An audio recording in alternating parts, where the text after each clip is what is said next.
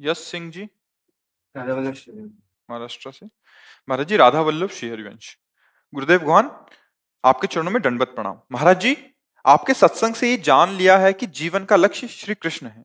और महाराज जी, मैं देश की सेवा भी करना चाहता हूँ, बस यही नहीं जान पा रहा है कि ये सेवा मैं किस मार्ग और किस व्यवसाय में रहकर सर्वश्रेष्ठ ढंग से कर पाऊंगा।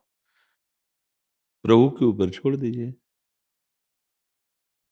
अपने कर्तव्य का पालन करते हुए अपने जीवन को प्रभु के ऊपर छोड़ दीजिए। अंदर आकांक्षा है राष्ट्र सेवा, समाज सेवा, परिवार सेवा, और ये सब सेवा अपने प्रभु श्री कृष्ण के लिए है। अब वो तुमसे क्या करवाना चाहते हैं वैसी प्रेरणा कर देंगे, वैसी व्यवस्था कर देंगे। अभी आपको जो कोई ना कोई कर्तव्य तो कर ही रहे हो ना, कैसे कायर बने बैठे हो? प्रभु जी, पर मैं ऐसे ही कर रहा हूँ, मतलब अभी कोई कर्तव्य, मतलब कुछ नहीं है, मतलब मैं ऐसे ही कॉलेज जा रहा हूँ बस। नहीं, आप एक विद्यार्थी हैं, आप एक विद्यार्थी हैं, तो फिर आपका कर्तव्य विद्या अध्ययन है। पर वो विद्या मेरे को चाहिए, मतलब ऐसी है, वो सिर्फ डिग्री के लिए कर रहा हूँ। हाँ, तो क्या विद्या से समाज सेवा नहीं हो पाएगी? पर मैं उस मार्ग से नहीं करना चाहता जिसमें पढ़ाई कर रहा हूँ। तो फिर लंगोटी लगाओ और तपस्या करो भयंकर।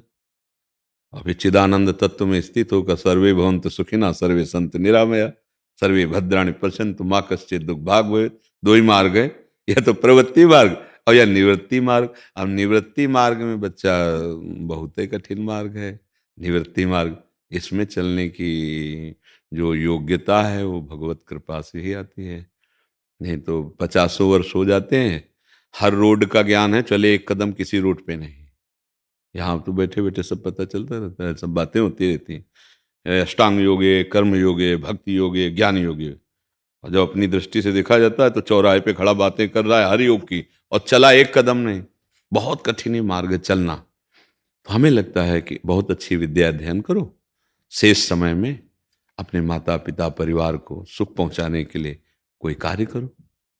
विद्या अध्ययन के अलावा जैसे कोई किसानी है, कोई व्यापार है, कुछ ना कुछ जीवन जीने के लिए कुछ कर्तव्य कर्म करो और अपने परिवार की सेवा भगवान की सेवा मानो। धीरे धीरे वो आपको विस्तार में लगा देंगे, योग्यता देते चले जाएंगे।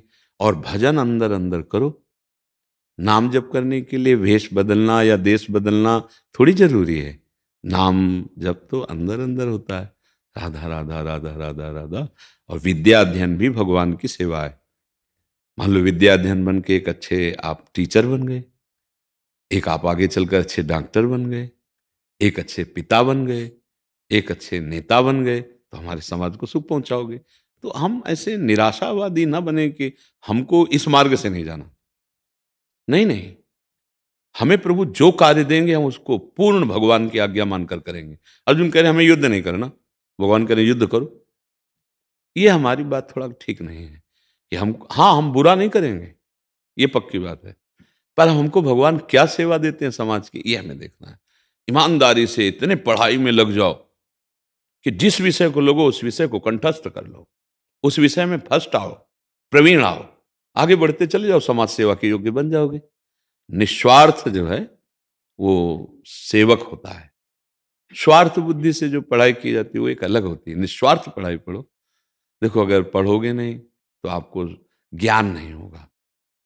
अज्ञानी किसी की सेवा नहीं कर पाता है, चाहे शास्त्र ज्ञान हो या ये विद्या। अगर ककाहरा हम न पढ़े होते तो शास्त्र को हम पढ़ पाते क्या?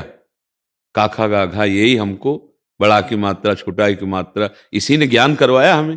प्रणाम है उन गुरुदेव को जिन्होंने वाक्य का ज्ञान कराया, शब्द का ज्ञान कराया।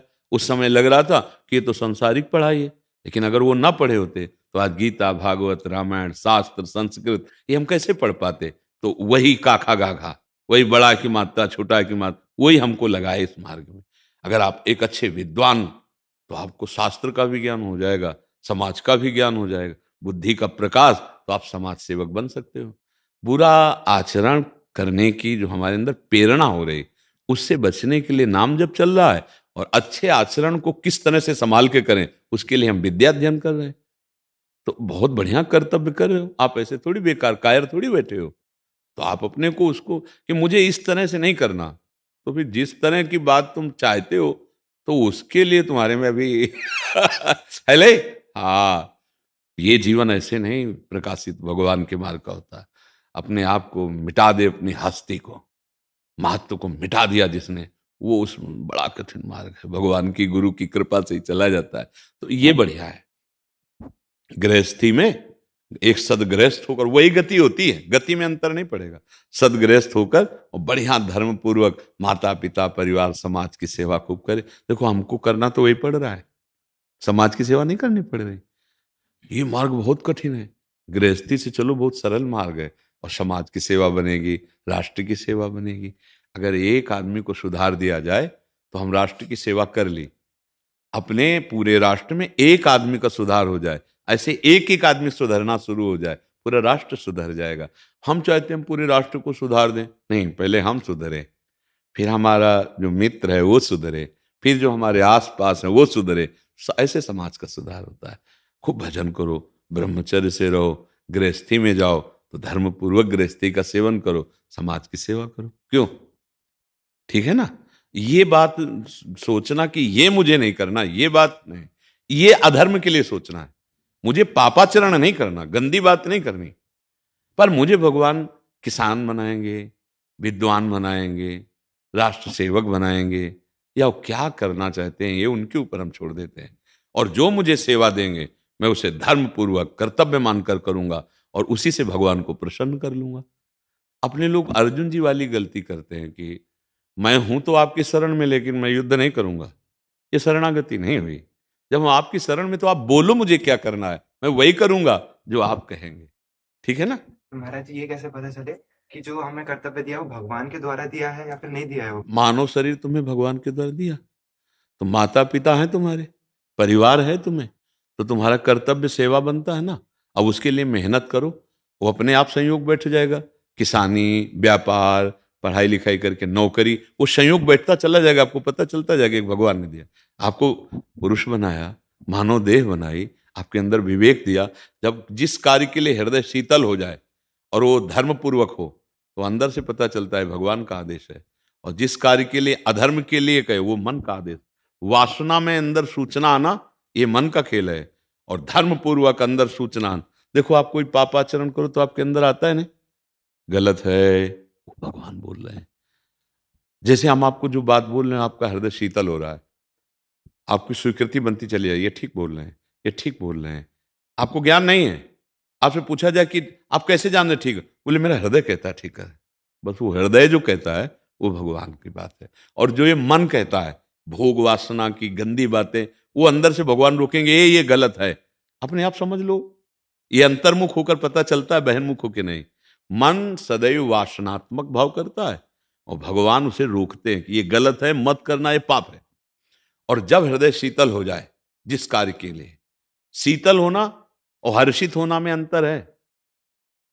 जैसे अच्छे अच्छे पदार्थ खाने में हर्ष होता है, लेकिन भूखे को भोजन पवा दिया तो हृदय शीतल होता है। धर्म के कार्य में हृदय शीतल होता है, और पापाचरण करने के लिए मन हर्षित होता है। तो हर्षित से बचना है, शीतलता से चलना है। अब ये अंदर की सूक्ष्म बात है, ना समझ में आवे तो संतों से पूछ ले, गुरुजनों से पूछ ले।